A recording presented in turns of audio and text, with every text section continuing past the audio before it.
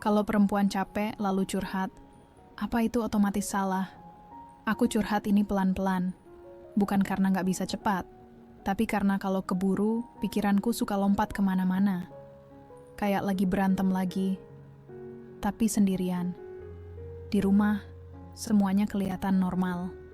Masih ada sandal di depan pintu, masih ada piring bekas makan malam di wastafel, masih ada suara motor lewat tiap maghrib. Sofa coklat itu masih di tempat yang sama. Udah agak tenggelam di tengah, bekas kami sering duduk tanpa benar-benar ngobrol. Jam dinding di ruang tamu masih bunyi tik, tik. Biasanya aku nggak sadar, sekarang tiap detiknya kerasa. Bukan rumahnya yang berubah, rasanya aja. Kayak ada udara berat yang nggak kelihatan, tapi bikin napas jadi pendek. Kayak jemuran yang belum kering. Terus hujan turun pelan-pelan, tanpa angin, tanpa petir, tapi bikin basahnya lama hilang. Suamiku marah besar, marah yang jarang dia keluarkan, bukan bentak-bentak rame, tapi nada yang dingin dan tatapan yang bikin dada ikut mengecil. Katanya, ini cuma soal chat. Aku masih ingat kalimat itu. Cuma chat doang kok bisa disembunyiin. Aku pengen jawab banyak, tapi kata-katanya numpuk di kepala. Gak ada yang keluar. Lucunya, yang paling bikin aku gemetar bukan kemarahannya, tapi perasaan, seolah aku sedang menjelaskan diriku ke orang yang sudah siap gak percaya. Dan sejak malam itu, aku jadi mikir, apakah benar masalahnya sesederhana yang dia bilang? Atau memang, selama ini aku cuma menunda satu ledakan, yang dari dulu sudah nunggu waktu. Aku belum sampai kemana-mana. Aku masih di titik awal. Di satu rumah, dengan satu pertanyaan yang belum berani aku ucapkan keras-keras. Kalau niatku bukan menyakiti, kenapa rasanya aku yang paling disalahkan? Dulu aku nikah dengan keyakinan yang sederhana, bukan mimpi besar, bukan janji muluk. Aku cuma pengen pulang dan ada orang yang nunggu.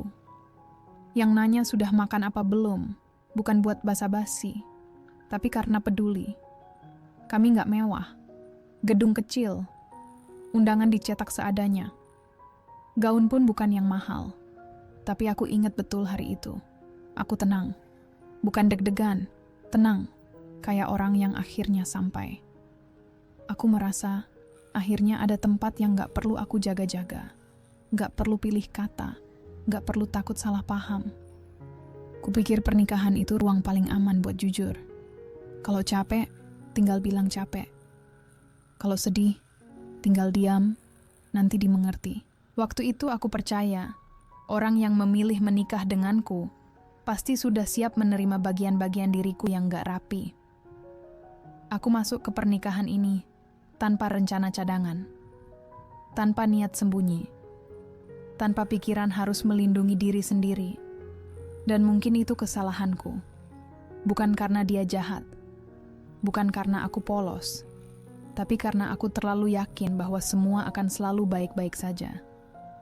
Sekarang, kalau aku mengingat hari itu, yang paling terasa bukan bahagianya, tapi betapa yakinnya aku dulu. Dan entah sejak kapan, keyakinan itu pelan-pelan berubah jadi kewaspadaan. Perubahannya nggak langsung, pelan. Kayak atap bocor di musim kemarau. Awalnya dikira cuman embun, netesnya jarang, tapi lantainya nggak pernah benar-benar kering. Obrolan kami jadi pendek. Bukan karena kehabisan topik, tapi karena tiap kata rasanya harus dipilih. Pertanyaannya jadi rapi. Udah makan? Besok kerja jam berapa? Jawabannya cukup iya atau enggak. Nggak ada lanjutan. Nggak ada cerita. Kalau dulu, diam itu terasa nyaman. Sekarang, diam jadi tanda tanya. Aku sering lebih lama di kamar. Duduk di ujung kasur, HP di tangan. Bukan buat cari yang aneh-aneh. Bukan juga buat pamer hidup orang lain. Aku cuma pengen dengar suara. Ada notifikasi. Ada yang nyaut. Kadang aku baca ulang chat lama. Bukan karena rindu, tapi karena aku pengen ingat rasanya diperhatikan tanpa harus menjelaskan diri.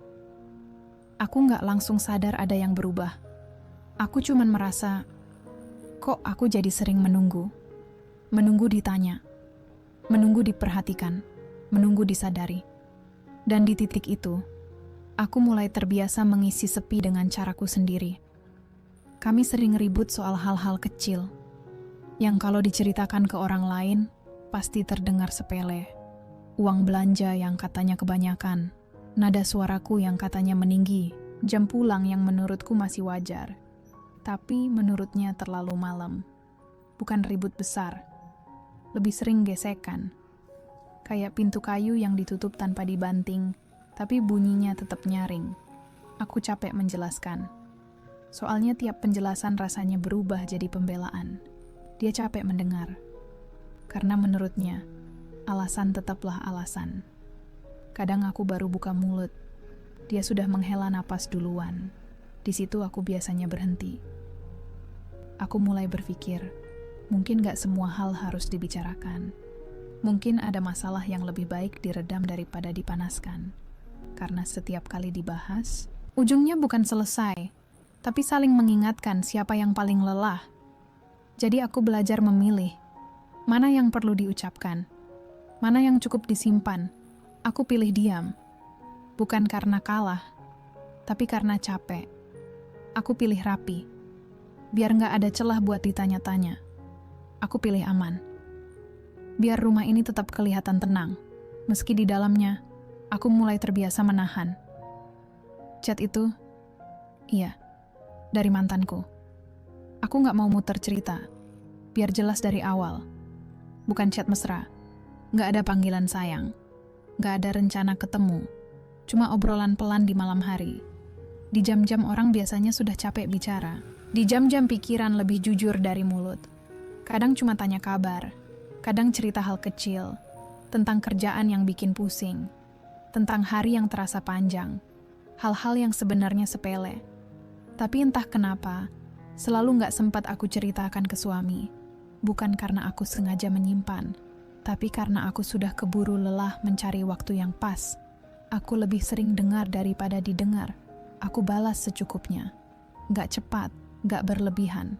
Dan setiap selesai, aku hapus. Aku arsipkan. Bukan karena takut ketahuan, tapi karena aku ingin rumah tetap tenang.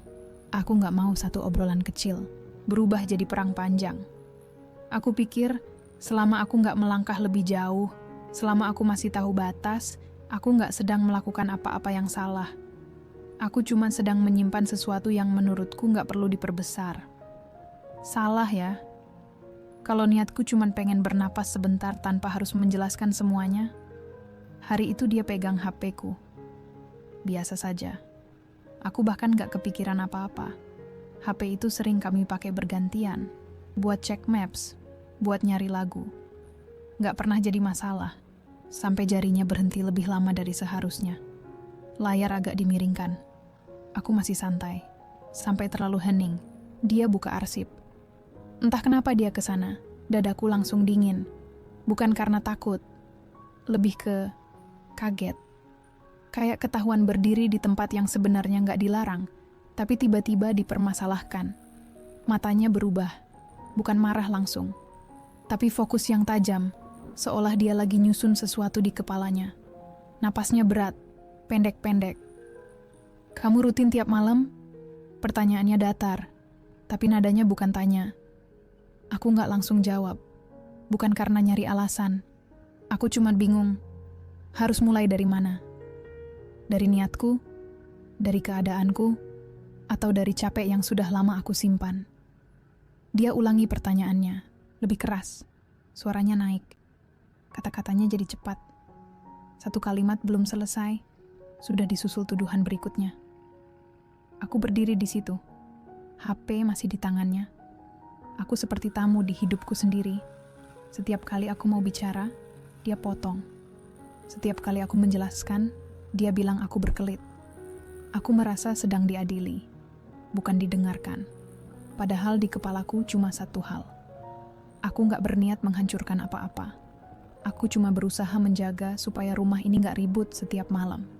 Tapi di matanya, aku bukan sedang menjaga. Aku sedang menyembunyikan. Dan sejak saat itu aku sadar, ada jarak yang tercipta bukan karena chat itu, tapi karena caraku memandang diriku sendiri.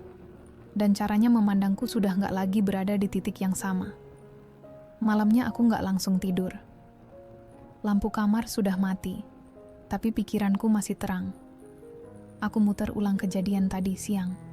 Nada suaranya, tatapan matanya, caranya bilang namaku, yang rasanya asing. Aku mulai bertanya ke diri sendiri. Salahku di mana? Apa aku kurang jujur? Atau aku cuma terlalu menjaga suasana sampai kelihatan seperti menyembunyikan? Apa aku seharusnya cerita dari awal? Atau memang gak semua hal wajib dilaporkan? Aku gak merasa selingkuh. Aku gak pergi kemana-mana. Tubuhku selalu di rumah ini. Jam pulangku masih sama. Yang berpindah cuma pikiranku sesekali. Ke obrolan ringan. Ke kalimat-kalimat yang gak menuntut apa-apa. Aku cuma butuh tempat bicara. Tempat dengar dan didengar. Tanpa harus siap berdebat. Tanpa harus membela diri dulu. Sebelum selesai satu kalimat. Aku sadar, aku memang memilih jalan yang paling sunyi. Diam. Simpan. Rapikan sendiri. Tapi apa itu salah besar? Atau aku cuma sedang dihukum karena gak kuat lagi menampung semuanya sendirian? Aku belum nemu jawabannya. Yang aku tahu, malam itu aku merasa sendirian. Padahal aku gak tidur sendiri. Sekarang dia dingin. Bukan marah yang meledak, tapi dingin yang bikin jarak. Nada bicaranya rata, tatapannya singkat. Semua seperlunya. Aku bisa minta maaf. Aku tahu caranya.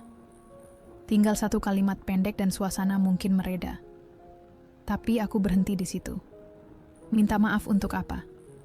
Untuk sesuatu yang niatnya bukan menyakiti? Untuk obrolan yang menurutku cuma cara bertahan? Atau aku harus minta maaf hanya supaya rumah ini kembali tenang, meski hatiku belum benar-benar selesai? Aku capek jadi pihak yang harus selalu ngerti suasana, ngerti emosinya, ngerti kapan harus diam.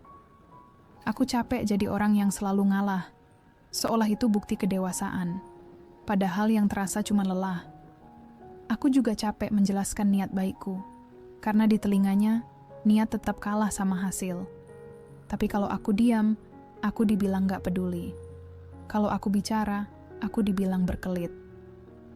Di titik ini, aku sadar, pilihanku cuma dua, menenangkan keadaan atau menenangkan diriku sendiri. Dan dua-duanya gak pernah benar-benar ringan. Aku baru sadar, dalam pernikahan, yang paling melelahkan itu bukan masalah besar. Bukan soal uang banyak atau sedikit. Bukan soal siapa yang paling capek bekerja. Bukan juga soal pertengkaran hebat. Yang bikin habis itu, perasaan yang gak pernah benar-benar selesai dibahas. Yang cuma disentuh di permukaan, lalu ditinggal. Perasaan yang disimpan, karena takut memperpanjang konflik. Perasaan yang dipendam, karena terlalu sering dianggap berlebihan. Lama-lama, yang disimpan itu berubah jadi jarak. Bukan jarak fisik, tapi jarak rasa. Katanya pernikahan soal kepercayaan, saling jaga, saling percaya. Tapi aku heran, kenapa aku yang harus terus membuktikan bahwa aku nggak berniat buruk? Kenapa kelelahan harus dicurigai? Kenapa diam dianggap menyembunyikan? Aku mulai belajar, kadang niat baik nggak selalu terbaca baik. Dan mungkin itulah pelajaran paling pahitnya. Sekarang kami masih satu rumah, masih satu alamat, masih satu ranjang. Rutinitas tetap jalan. Bangun pagi, makan, kerja, tidur. Kalau dilihat sekilas, nggak ada yang aneh. Tapi jaraknya beda. Bukan jarak yang bisa diukur langkah. Lebih ke jarak yang terasa kalau duduk bersebelahan, tapi pikiran jauh. Chat itu sudah tidak ada. Aku hapus semuanya. Mantan itu juga sudah tidak kubalas. Bukan karena diminta. Aku sendiri yang memilih berhenti. Kupikir, mungkin itu cukup. Kupikir, setelah itu semua akan membaik. Tapi rasa disudutkan itu masih tinggal. Masih ikut aku ke dapur. Masih duduk bareng aku di ruang tamu. Masih terbaring di antara kami setiap malam. Kadang aku bertanya dalam hati. Pelan. Takut kedengaran. Apakah aku istri yang salah? Hanya karena aku curhat ke orang yang pernah mengenalku saat aku belum sekuat sekarang? Apakah aku benar-benar melukai? Atau cuma ketahuan sedang kelelahan? Aku nggak lagi berani menyimpulkan. Aku cuma tahu, aku sudah berusaha menjaga. Dengan caraku sendiri. Kalau kamu ada di posisiku, kamu akan menyebutku apa? Istri yang bersalah? Atau perempuan yang terlalu lama menyimpan semuanya sendirian?